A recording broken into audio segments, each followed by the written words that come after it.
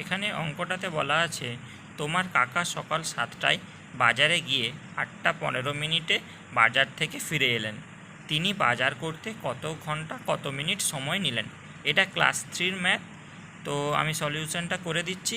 কাকা বাজারে গেলেন সকাল 7টায় এবং বাজার থেকে ফিরে এলেন সকাল 8:15।